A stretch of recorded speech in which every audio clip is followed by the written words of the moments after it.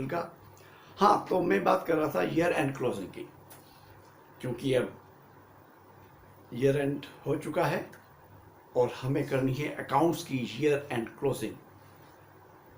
Companies को भी, हर businessman को, और फिर अकाउंट्स क्लोज किए जाएंगे मीन्स फाइनेंशियल स्टेटमेंट्स बनाए जाएंगे, profit and loss, balance sheet, companies के केस में कैश फ्लो आल्सो, वो भी जो कंपनी एक्ट की रिक्वायरमेंट है उसके हिसाब से। तो स्टार्ट करते हैं। मैं इस तरह से समझाने की कोशिश करूँगा कि एक नया बंदा भी समझ जाए आराम से, और एक्सपर्टाइज चीज़ें बताऊँगा जो एक्सपर्ट्स लोगों के भी काम आएंगी। तो सबसे पहले देखो जी, ईयर एंड जब होता है तो काफ़ी कुछ चेक्स ऐसे हमारे हाथ में होते हैं जो बैंक में जमा नहीं हुए 31 मार्च तक। Yes, they are there. तो अब वो जमा नहीं हुआ बैंक में, इनकम तो आ गई, लेकिन बैंक में जमा नहीं हुआ तो आप बैंक को डेबिट नहीं कर सकते।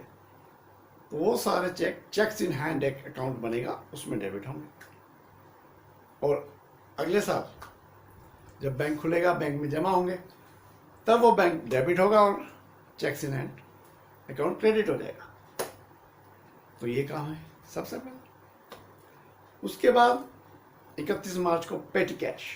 जनरली पेटी कैश के केसेस में हम क्या करते हैं कि सपोजिंग 10,000 का इंटरेस्ट है, तो 8,000 तक जब खर्च हो गए तब उस समय हम रिप्लेनिश करते हैं, तब एक्सपेंसेस डेबिट करते हैं और बैंक क्रेडिट हो जाता है, चेक जाता है। तो जो इंटरेस्ट अकाउंट है वो इंटैक्ट रहता है पूरे साल, 10,000 ही, लेकिन 31 मार्च को you have to take care. तो जो एक्सपेंसेस 31 मार्च से पहले हुए हैं, इनकर्ड हुए हैं, उनको आपने डेबिट करना है और पेटी कैश अकाउंट को क्रेडिट करना है। So it should tally with जो 31 मार्च को आपके पास पेटी कैश का अमाउंट था। एंड आई होप आपने वो 31 मार्च को चेक किया होगा। 31 मार्च से पहले जो भी फॉर्मेलिटीज थी वो सब आपने अच्छी तरह से निभा ली हैं, ये मैं मान के चल रहा हूँ। तो अब तो ये तो दो एस्पेक्ट हो गए। इसके बाद हम नॉर्मल अकाउंटिंग पहले शुरू करते हैं, उसके बाद ईयर एंड क्लोजिंग की एंट्रीज आएंगी, उसके बाद लॉ के हिसाब से जो रिक्वायरमेंट है तो हम कंपनीज की बात करेंगे। और जैसा मैंने बताया कि इंश्योरेंस और टीपीए सेक्टर के बारे में तो खूब नॉलेज है, तो उसके बारे में थोड़ी बहुत, क्योंकि अगर पूरा लेक्चर दिया जाए तो पता नहीं ना जाने 8-10 लेक्चर बन जाएंगे। तो बहुत इम्पोर्टेंट चीज़ वो भी थोड़ी थोड़ी बताने की कोशिश करूँगा। तो ये दो एस्पेक्ट हो गए। इसके बाद जब नॉर्मल अकाउंटिंग क्लोजिंग हम करते हैं तो जैसे मैंने बताया प्रॉफिट और loss, balance sheet and cash flow बनाना है, तो उसके लिए ट्रायल बैलेंस बनानी है, जिसके लिए तो पहली अकाउंटिंग में सबसे इम्पोर्टेंट चीज़ होती है बैंक रिको। यस, बैंक रिको तो मैं कहता हूँ वैसे भी आपको मेरे हिसाब से तो डेली करते रहना चाहिए, क्योंकि बहुत इंपॉर्टेंट है चेक रखने के लिए। Checks, yes, there are many checks which you can have. तो सबको अभी नहीं बता सकता, लेकिन एक इम्पॉर्टेंट चीज़ है कि भाई कैश आया तो जमा भी हुआ कि नहीं, ये आपने इसका कंट्रोल। तो सबसे पहले चीज़ इंपॉर्टेंट है बैंक रिको। बैंक रिकॉन्सिलिएशन करेंगे आप, तो जितने भी पेंडिंग आइटम है उनको क्लियर करेंगे, स्पेशली एडवर्स, कि आपने चेक जमा किया तो उसका क्रेडिट आया कि नहीं आया देखेंगे, और सपोजिंग आपने चेक इशू नहीं किया और कुछ विड्रॉल हो रहा है तो क्यों, तो ये सब आप क्लियर करेंगे। स्पेशली चेक डिसऑनर्स, अगर कुछ चेक डिसऑनर्स हो गए तो वो आपको इनकम कैंसिल करनी पड़ेगी।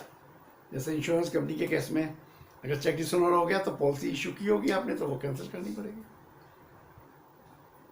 और बैंक ने कुछ चार्जेस दिए हैं तो bank charges debit to bank, तो वो सब जनरल एंट्रीज वगैरह पास करके बैंक रिको आप एकदम क्लियर कर देंगे। इसके बाद अदर रिकॉन्सिलिएशंस लाइक इंटर ऑफिस, आपस में ब्रांचेस में जो रिकॉन्सिलिएशन है, और हेड ऑफिस और ब्रांच के बीच दोनों का अकाउंट सेम होना चाहिए। These reconciliations you have to do. Insurance company के केस में एक और एस्पेक्ट होता है को इंश्योरेंस। यस, तो को इंश्योरर, जो दूसरा को इंश्योरर है, उसके साथ आपके जो अकाउंट है वो भी सेम होना चाहिए, टैली करना चाहिए। तो ये सब रिकॉन्सिलिएशंस करने हैं आपने। इसके बाद क्लोजिंग जर्नल एंट्रीज पास करना शुरू कर दिए। सबसे पहले डेप्रिसिएशन, तो कंपनी एक्ट के हिसाब से या फिर आपका जो हेड ऑफिस कहता है, इनकम टैक्स के हिसाब से अलग से बनता है डेप्रिसिएशन का फॉर्मेट, और इनकम टैक्स और कंपनीज एक्ट के हिसाब से डिफरेंस है अमाउंट्स में। और यही कारण है कि आपको फिर आगे डेफर्ड टैक्स और डेफर्ड लाइबिलिटीज की भी कैलकुलेशन करनी पड़ती है। अब इसके बाद बहुत इंपॉर्टेंट चीज, मैचिंग प्रिंसिपल। आपको 12 महीने के एक्सपेंस लेने हैं, तो वो एक्सपेंस जो इनकट तो हो गए 31 मार्च से पहले, लेकिन बिल नहीं आए, आपको इसी साल लेने पड़ेंगे, बुक करना पड़ेगा expense debit to outstanding expenses. लेकिन इस केस में एक चीज़ बहुत ज़रूरी याद रखनी है आपने, कि जिन केसेस में टीडीएस करता है, जैसे आपने लीगल फीस दी या प्रोफेशनल फीस दी वगैरह वगैरह कॉन्ट्रैक्टर्स को, रेंट को, तो वहाँ आपको टीडीएस काट कर, टीडीएस भी काटना है, हाँ, एंट्री टीडीएस काट के करनी है और टीडीएस टाइम पे जमा कराना है। और मैं ये मान के चलता हूँ कि पूरे साल में आपने जो स्टैट्यूटरी रिक्वायरमेंट है एम्प्लॉय बेनिफिट जैसे पीएफ वगैरह की, या टैक्सेशन जीएसटी और इनकम टैक्स की, वो करेक्ट काटा है टीडीएस और करेक्ट टाइम पे जमा हुआ है, रिटर्न्स फाइल किया वगैरह वगैरह। तो अभी तो हम सिर्फ ईयर एंड की बातें करें, तो ईयर एंड में भी टैक्सेशन मैटर्स आएंगे, तो ये बहुत इंपॉर्टेंट है। तो इसलिए आप कोशिश कीजिए कि ज़्यादा से ज़्यादा बिल जो है 31 मार्च तक बुक हो जाए।